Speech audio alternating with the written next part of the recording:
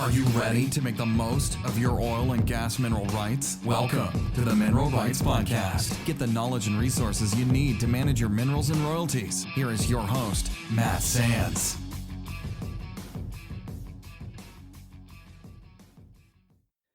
Hello and welcome to the Mineral Rights Podcast. I'm your host, Matt Sands, and I'm here to help you make the most of your mineral rights and royalties. Justin Williams joins me as always to provide the individual mineral owner perspective. Hey, Justin. Hey, Matt. Thanks for having me as always. Thanks for coming on the show. And today we are going to cover the news for October 2019. And we're featuring some stories from West Virginia, Permian Basin, which is always seems to be in the headlines, and then also the Appalachia Basin. So if you have minerals in those areas, definitely stay tuned to hear more. And if this information is helpful along with any of the other episodes you've listened, the best way that we would like you to help us out is by leaving a rating and review on iTunes.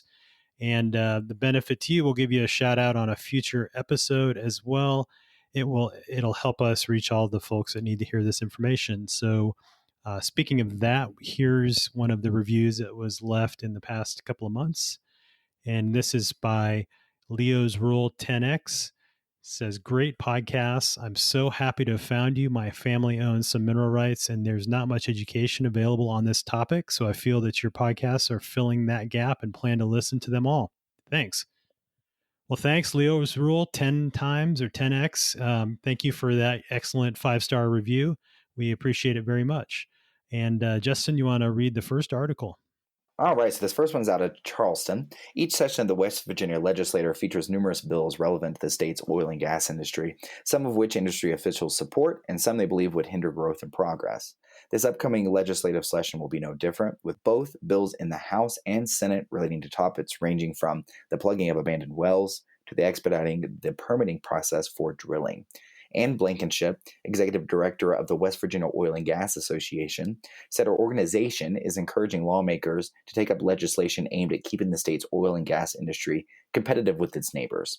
She said, for years, West Virginia has been behind our surrounding states with regards to laws and policies supporting the growth of the natural gas industry. Like West Virginia, our surrounding states also sit on top of the Marcellus and Utica shales and are producing from these formations at record rates. But unlike West Virginia, those states have developed laws and policies to promote the development of the natural gas industry. In 2017, mineral efficiency laws were created in the state to help even the playing field among West Virginia, Ohio, and Pennsylvania, Blankenship said.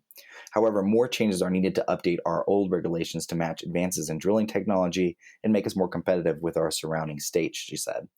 Without these changes, West Virginia will continue to lag behind and will never fully be able to reap the benefits of the vast quantities of natural gas beneath it. The story goes on here and mentions another bill, one of the several. This one they were mentioning is actually opposed, and that's HB 2802, the Uniform Partition of Heirs Property Act.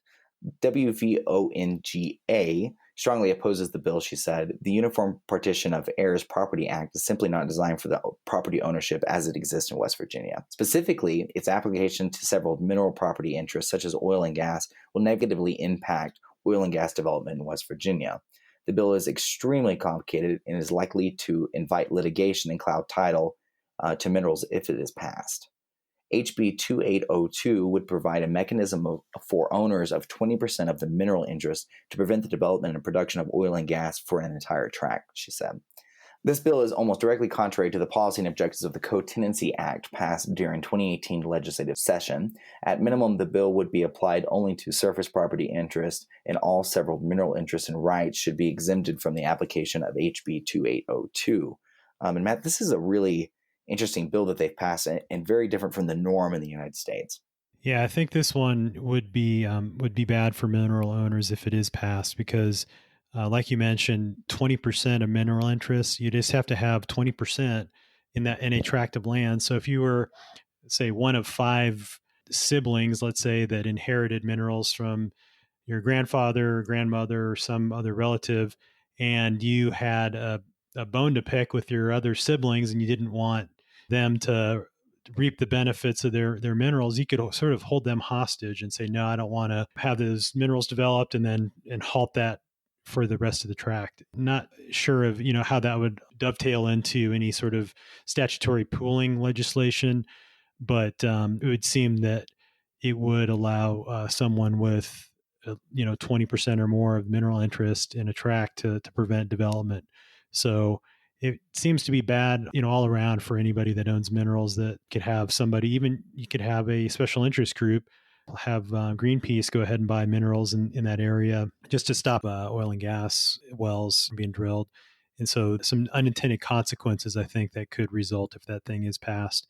There's some other interesting bills that are on the docket. And, if you have minerals in West Virginia, it's definitely something to take a look at and review. I think that one that we mentioned, that HB 2802, is the only one that really stood out as being potentially negative for mineral owners. But in any case, you'd want to make sure that your voice is heard, and by writing your state legislator so that they know how you feel. More to come there, but interesting evolution of some of these oil and gas legislations that are coming out. Absolutely. And we've seen from the past, anytime that this kind of thing goes on where you cloud the title, it's just going to open the door for litigation, which can really last a long time and tie up those minerals in litigation before they are able to produce anything. That's a great point. All right. Well, I'll go ahead and dive into the next one here. And this comes out of Midland, Texas. U.S. oil company Chevron Corp is turning to joint ventures and drilling alliances in its bid to dominate the Permian Basin after abandoning a takeover that would have made it the leading producer in the world's biggest shale field.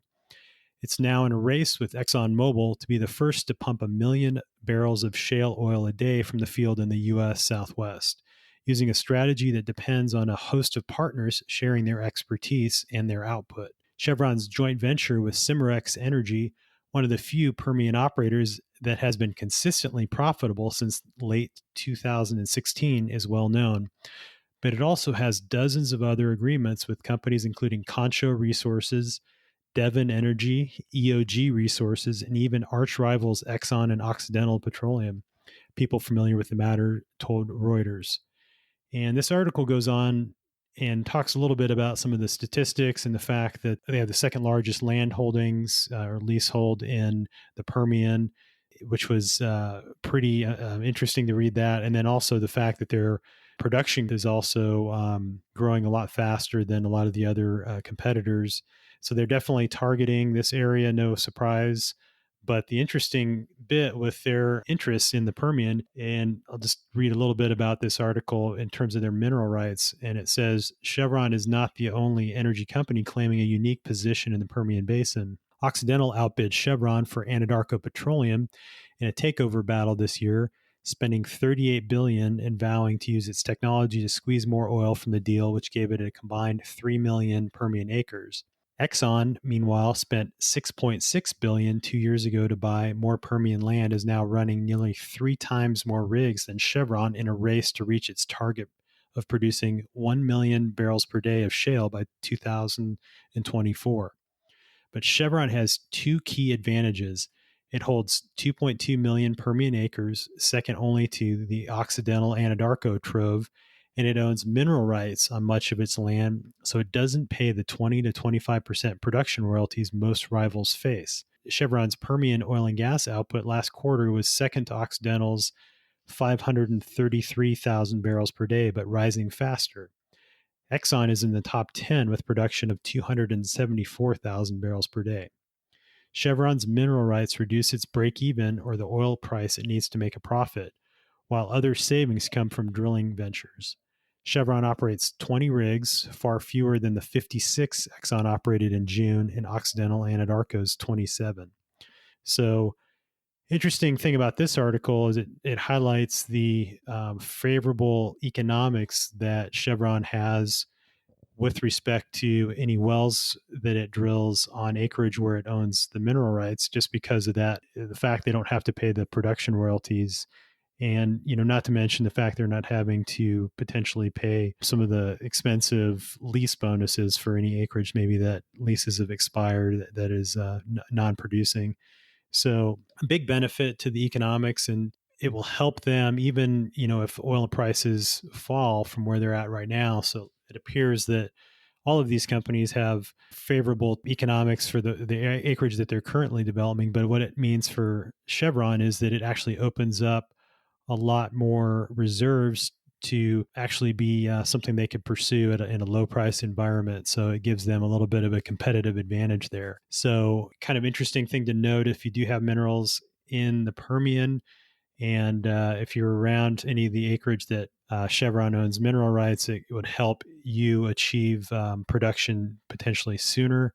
As that, like I mentioned earlier, they typically, when an oil and gas company goes and drills acreage, they look at high grading their locations based on where the most favorable economics are, and so that would be helpful for them in terms of being able to develop that acreage sooner. So good news for folks that have acreage where Chevron holds your lease, and also the minerals nearby. So Absolutely. Well, and it's interesting to see the oil company focusing on really trying to own those mineral rights as well, because it hasn't always seemed to been what the oil companies are focusing on, which I think it does give Chevron a huge competitive advantage.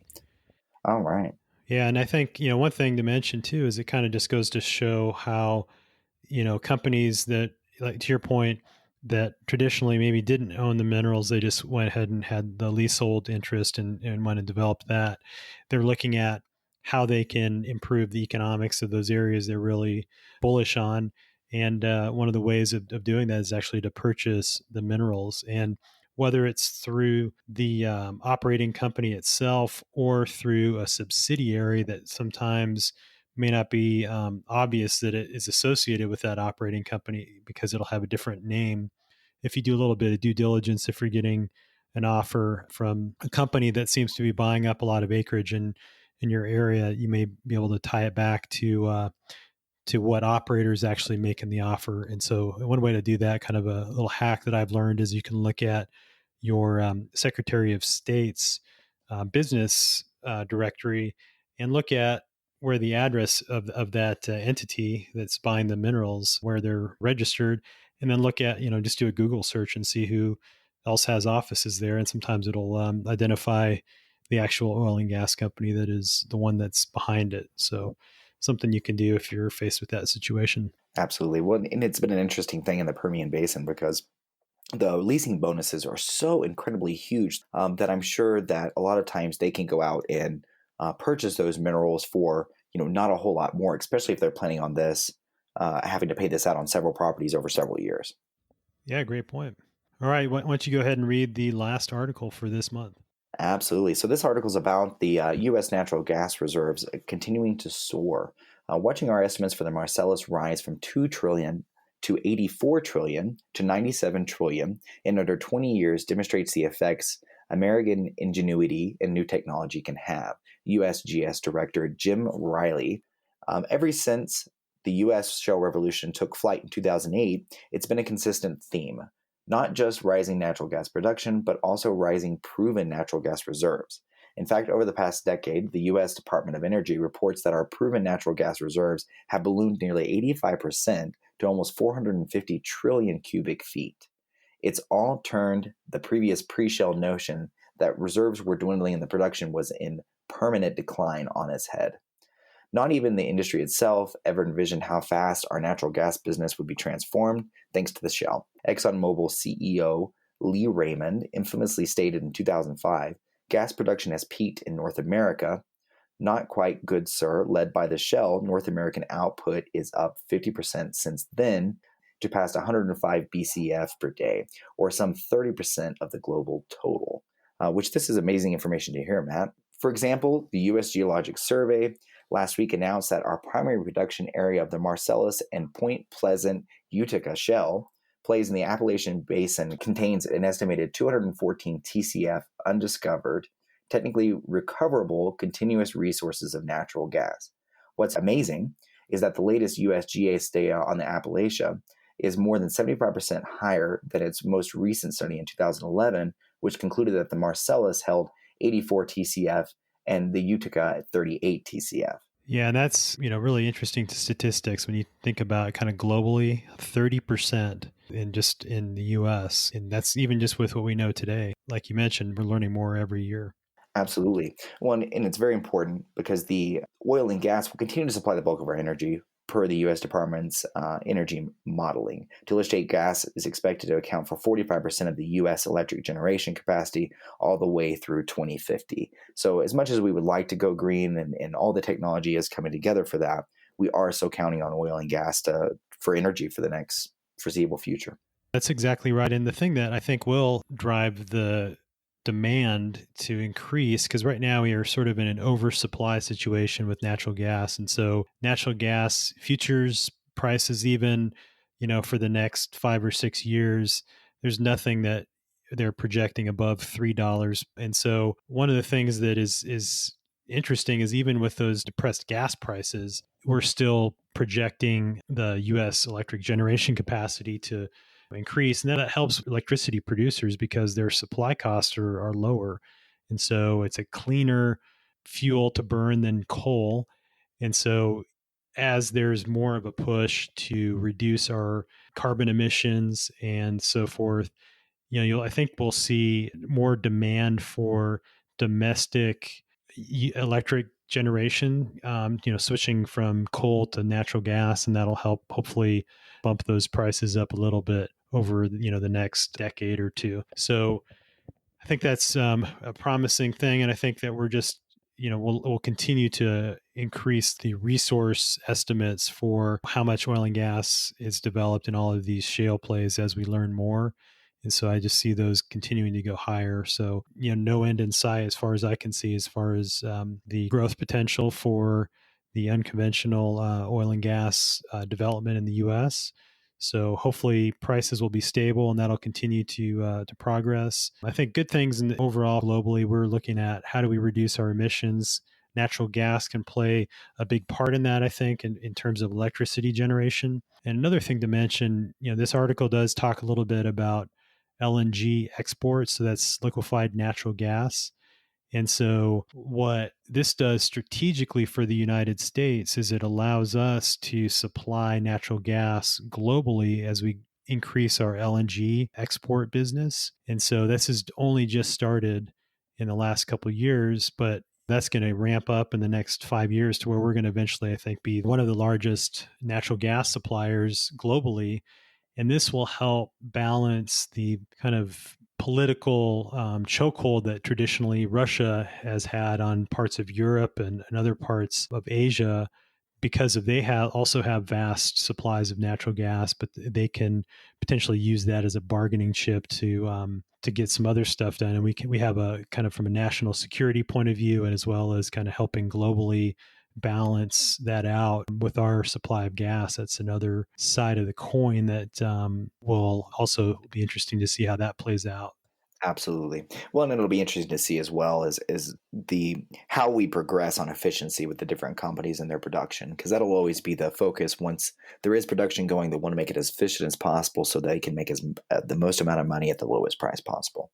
Yeah, that's definitely true, and I think that they're continuing to work on those efficiency curves and getting better each year. So lots of good stuff, a lot of positivity coming in this month's articles. Lots of good news for mineral owners. I think that in terms of the prospects for the future. Absolutely. Well, and there's been a ton of talk in West Texas lately about the oil and gas revolution slowing down, or the shale revolution slowing down. And I think it's something that we have to be careful of what information that we take in, and we really need to fact check those because, like we were speaking about before the show, Matt, the rate of growth may have decreased, but everything still shows that it is increasing and continuing to grow month over month. So definitely look at the data out there. It's definitely bullish in my mind, even despite somewhat lower oil and gas prices. And so that, I think, it bodes well for the future. Absolutely. And thanks again for listening. And as always, please leave us a rating and review on iTunes. It only takes a minute. We'll give you a shout out on an upcoming episode. If you would like to reach us with any questions or feedback, send an email to feedback@mineralrightspodcast.com. And as always, you can find the show notes at mineralrightspodcast.com, and we'll have links to these articles there. So stay tuned for some great episodes coming out. We'll have a special guest coming up here from the Permian. And so if you have minerals in the Permian, definitely want to subscribe and stay tuned for that. And until then, we'll talk to you next time. Thanks, Justin. Thanks, Matt. Thanks so much for listening to the Mineral Rights Podcast with your host, Matt Sands. Don't forget to subscribe and share at mineralrightspodcast.com. The Mineral Rights Podcast should not be construed as investment, legal, or tax advice. All information is believed to be from reliable sources. However, we make no representation as to its completeness or accuracy.